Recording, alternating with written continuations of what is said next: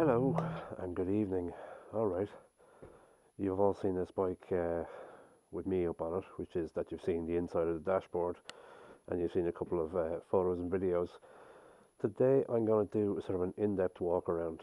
I never did this for the old bike, the 1200 RS, and so I'm going to take the opportunity while the bike is clean. I just cleaned it and, it's only about a month old, so it's all downhill from here, dirt-wise.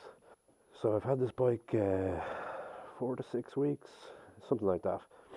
So I've had the opportunity to oil the chain a couple of times and wash it a bunch of times and, ride it a bunch and see how we do. So I'm going to go through some of the major features and major things and little niggles and that sort of stuff I've come across so far. I've had a couple of folks comment saying like this is a bike they're considering. It's a difficult bike to get your hands on in Ireland, certainly, if you want to have a proper look or going over. So hopefully this is helpful.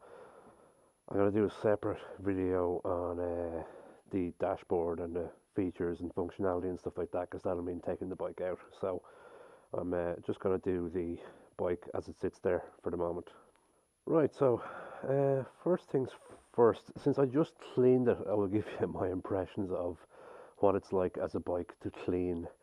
It's not the best bike in the world to clean. I know this is not a huge deal for many folks, but there's lots of nooks and crannies on this bike.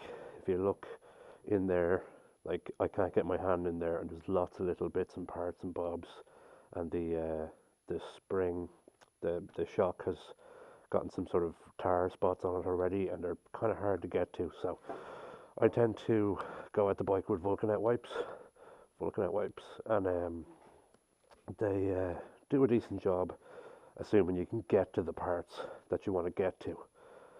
So similarly, it has a double-sided swing arm, which has these just sort of infills, whatever it is. I assume it's there for structural integrity and making it so that it's not as heavy, but it's a pain in the bollocks to clean. These things just kind of collect dirt, and collect shit. And with the chain at the back there, there's just oil, everywhere. I'm not over oiling the chain. It's not something I'm used to. I'm coming off a couple of shaft drive bikes, so similarly, like with the pipe work underneath, there's a couple of parts if you sort of get down underneath, and I'll throw up a picture that it's almost like they're designed to collect dirt. So that's not great, but anyway, small things. The bike scrubs up reasonably well, and it's looking its nicest at the moment. So from the back we have the luggage plate. I have the top box ordered, and so I think there's a separate plate that goes on top that takes the top box. So there you go. The grab rail looks nice. I don't know if I like the fact that it isn't a full grab rail, if you know what I mean, as in it stops rather than being a proper thing. So I always have nightmares that if you had a pillion on it and their hand could slip off the front, and then that's not great. I don't take pillions at the moment, so that's not a big deal. The exhaust, is plenty nice and plenty loud as it is. This whole infill here, also designed to collect dirt, not great. Also, I assume this is like a heat guard for whatever it is, and I just made it dirty. Also in there, designed to collect dirt. There's muck in there, and you can't really get to it. So that's not great. One thing I do like is there is the valve for inflating the tires, and it's pointed outwards. I don't fucking understand why valves like this don't point outwards, and so you're not sort of juggling with the forecourt inflation thing to try and get it pointed inwards and outwards. It's just pointed out as it should be. So that's cool. This bike is TPMS, the tire pressure monitoring, so I assume that that's all for that. Again, if you look at the wheels, look nice. Lots of little infills that collect dirt. Not 100% great, but like 95% great. Let's not lie. The gear shift lever and the brake lever on the other side are nice because they're nice and adjustable. There's 3 different positions for the peg, and there's not the peg, the whatever you call it, the shifter, yoki bob, um, and for the lever itself. So you can basically play around with it and put it where it's comfortable for your foot and the boots you wear and that sort of stuff, which is cool. Um, these are the KTM bars. They appear to be a fairly straightforward thing to take on and off. They just sort of bolt onto the frame here and bolt together in front of the rad. Um, one of the nines I've found out so far is, if we take a look here, let's see if you can see, um, the bars go right in front of the little bolts that are used to install like 99% of the radiator guards that you would get if you wanted to get a radiator guard.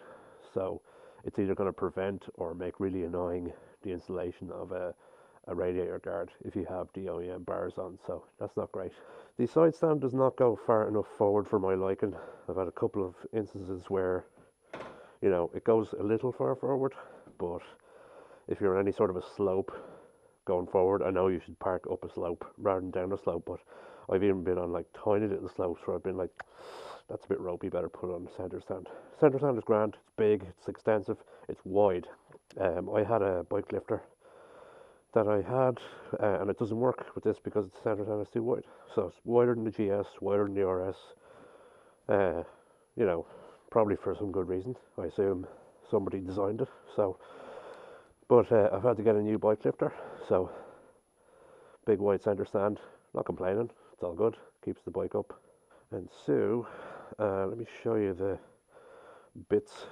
So here's the alarm fob. That's an optional extra. Here is the main key. So that's it. It's a keyless start, but there is a key there for the boxes and for getting into the seat. You just have to have it within a meter or 1.5 meters of this to start it, of the dash. And there's a little canoodler on the side for holding your secondary key up to if you've lost your primary key or it's not available. One thing is, the bike will start. If you start the bike and drive it away from the key, it won't stop, obviously, because that would be pretty dangerous. So just be aware that, there is a possible scenario where you're standing beside the bike or in front of the bike, somebody could get up on a start and ride it away, and there's nothing you can do really. So keep an eye on that, I guess. So let's go under the seat. So whoop, seems solid enough. I have all my tax details in there. I think that's the alarm there. So I think that would generally be not, there'd be a lot more room in there if there wasn't an alarm. So that's it. Let me get the front seat off. Front seat is a bit annoying to get off because you have to pull it up and outwards and some shit. There you go. Yeah, come off. Right. No real room under the front seat, more so than usual or not usual. The front seat is a little bit adjustable. If you see here, there's a sort of you push it in and then either push it up or downwards, depending on how you want to adjust the seat on these little pegs here. So I left it as it was, but you can adjust a little bit up and down on the front of the seat. So, right, now on the side stand, and just to show you the bars rather than the dashboard. Again, dashboard's a separate video. So there you have it. You have mirrors. The mirrors are the nice stocky mirrors that are up on the handlebars. You can get extenders for these. You can put your mirrors out here. You can do what you fucking like. It's great. So on your right side, I have my grandad handle. Don't judge me. There's your hazards, your kill switch and starter. This is your on-off switch. So if you have your keys on you, you hit the on-off switch, and there it is. Ready to race. How obnoxious is that? Anywho, switch off again. And so on this side, you have indicators, your horn, your up and down reset and confirm button for your menus here. This is your cruise control. It looks a bit flimsy actually, but it's actually quite solid. And so I haven't really messed with the cruise control. I don't have much truck with it. So it has the BMW style, although I'm sure BMW weren't the first headlights, so you just push it forward.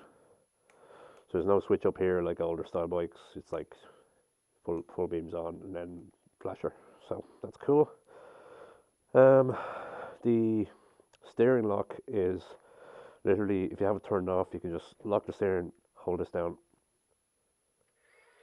and there it is. Steering lock is on. So, and then when you're turning it back on again, it just comes off. So that's pretty class. Um, and so you can do that to turn the bike off. So while the bike is turned on, you can do that, hold it down, bike turns off, steering lock goes on. So that's pretty cool. Other stuff. So that there under the flap is a cigarette lighter socket, um, which has a flap over it. There's another little Gucci feature which I will show you now in a second. I'll just get off the bike.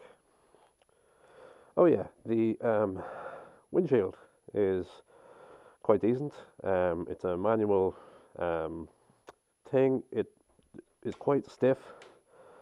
I don't know whether it's supposed to be that stiff or if it's just because it's brand new, but there you go. You can reef out of it, and there's a handle on both sides, so whatever hand you can get to it, that's how much of a adjustment there is on it. So that's cool. There is a little canoodler in there, which I assume is for adjusting the headlight. I haven't really bothered with that. Another cool Gucci feature I've yet to use, there is a little case for your phone. So check that out. It has a waterproof gasket on it, and you can see in there there's a little jobby for keeping your phone in it. It's got a little silica gel packet. It also has a little USB port, so you can actually charge your phone. And so it's reasonable sized. This is my phone. It goes in, and there's plenty of room. You can put a pretty big phone in there. I have a recurring nightmare that I'll go to put my phone in there and just drop it into the fucking motorbike, but there you go.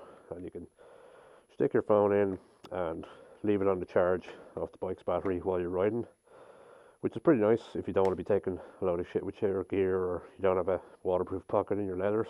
So that's cool. Speaking of living with the bike, one close to the last thing I'm not happy with is the overall timbre of the horn. Listen to that. That's ridiculous. It's like fucking Noddy is annoyed with you and wants you to get out of the way. So uh, watch this space for an upcoming video where I'm going to see what I can do to fix that. Aside from that, I mean, those are the sort of running lights. If it's in any way dark, the two top LEDs will be on as well. And that thing is fucking bright. I don't know if you can see it on the video, but like, people are going to see you. It's good crack. And so, hopefully that is a decent first look at the bike up close. I washed it a half an hour ago and it's filthy again already.